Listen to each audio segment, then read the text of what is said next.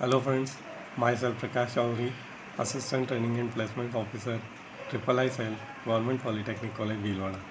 Friends, आज का हमारा टॉपिक है लेवल्स ऑफ मैनेजमेंट अर्थात प्रबंधन के स्तर। इस टॉपिक के अंतर्गत हम प्रबंधन के विभिन्न स्तरों का अध्ययन करेंगे। नेक्स्ट फ्रेंड्स, यहाँ इंट्रोडक्शन दिया गया है कि लेवल्स ऑफ मैनेजमेंट क्या होता है। जैसा कि यहाँ बताया गया है कि it is a line of demarcation अर्थात सीमांकन की एक रेखा होती है जो वेरियस प्रबंधकीय पोजीशंस को डिमार्क करती है या विभिन्न प्रबंधकीय पोजीशंस को विभिन्न रूप से अलग अलग तरीके से बताती है। नेक्स्ट क्लासिफिकेशन, यहाँ लेवल ऑफ मैनेजमेंट को वर्गीकृत किया गया है। जैसा कि आप देख सकते हैं, पहला टॉप लेवल मैनेजमेंट होता है जिसको उच्च स्तरीय प्रबंधन कहा जाता है, जो जिसमें एडमिनिस्ट्रेटिव लेवल या प्रशासनिक स्तर आता है। सेकंड मिडिल लेवल मैनेजमेंट जो मध्यम स्तर प्रबंधन होता है। तीसरा लो लेवल मैनेजमेंट जिसको निम्न स्तरीय प्रबंधन जिसमें कि सुपरवाइजरी आता है, पर्यवेक्षण आता है, कहा जाता है। नेक्स्ट टॉप लेवल मैनेजमेंट, जैसा कि आप जानते हैं कि इसमें बोर्ड ऑफ डायरेक्टर्स होते हैं या चीफ एग्जीक्यूटिव ऑफिसर होते हैं या मैनेजिंग डायरेक्टर होते हैं।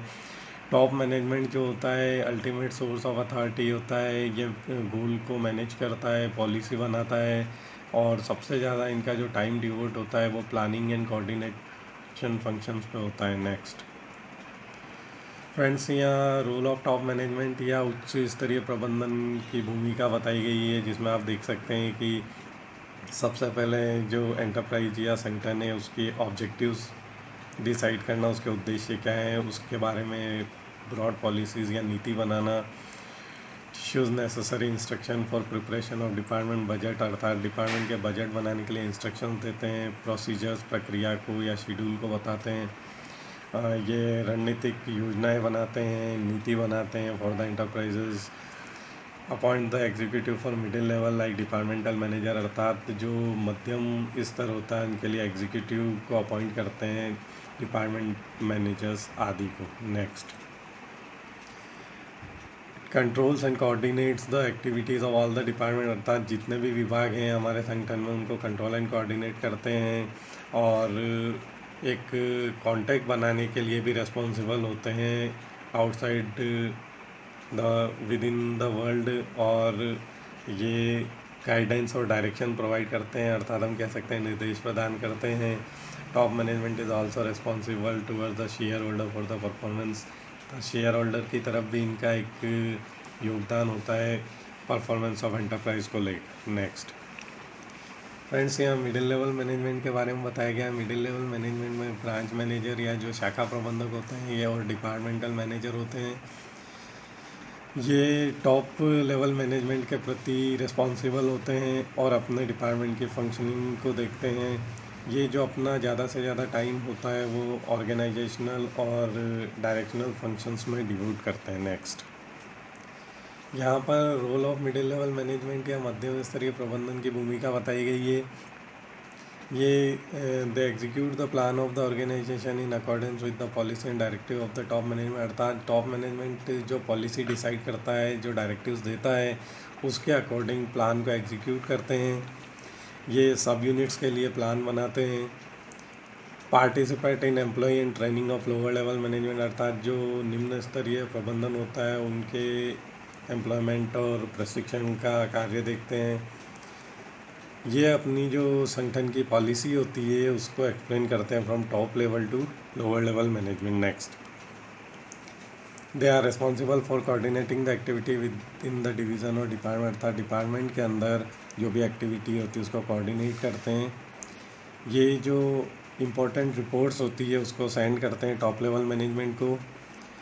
इनका काम इवैल्यूएशन का भी होता है, जूनियर मैनेजर की जो परफॉर्मेंस होती है उसका इवैल्यूएट करते हैं।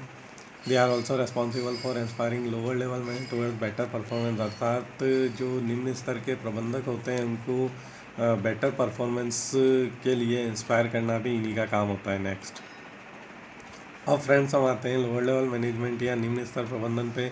जैसा कि हम जानते हैं कि ये सुपरवाइजरी लेवल है या ऑपरेटिव लेवल ऑफ मैनेजमेंट होता है। तो सुपरवाइज़र होता है या फॉरमैन हो सकता है, सेक्शन ऑफिसर हो सकता है या सुपरिंटेंडेंट हो सकता है। सुपरवाइजरी मैनेजमेंट को दर्शाया गया है कि executives work has to be largely with personal और and direction of operative employees. दूसरे शब्दों में हम ये कह सकते हैं कि they are concern with direction and controlling function of management, अर्थात प्रबंधन के निर्देश और नियंत्रण फंक्शन से जुड़े होते हैं। नेक्स्ट, यहाँ पर निम्न स्तर प्रबंधन का भूमिका या रोल दर्शाया गया है। Assigning of job and task to various worker, अर्थात जितने भी वर्कर्स होते हैं उनको जॉब या टास्क का असाइन करना। ये गाइड करते हैं या इंस्ट्रक्ट करते हैं वर्कर्स को for day to day activity. ये क्वालिटी और क्वांटिटी के लिए जो प्रोडक्शन हो रहा है उसके लिए रिस्पॉन्सिबल होते हैं। Interested with the responsibility of maintaining good relation in the organisation, अर्थात जो रिलेशन होता है वो उसको अच्छी तरह से मेंटेन करने के लिए रिस्पॉन्सिबल हैं।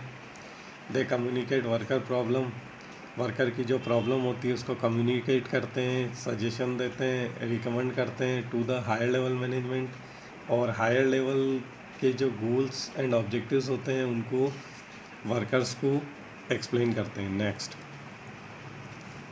Supervise and guide the subordinate, अपने जो अधीनस्थ होते हैं उनका पर्यवेक्षण करते हैं, उनको गाइड करते हैं।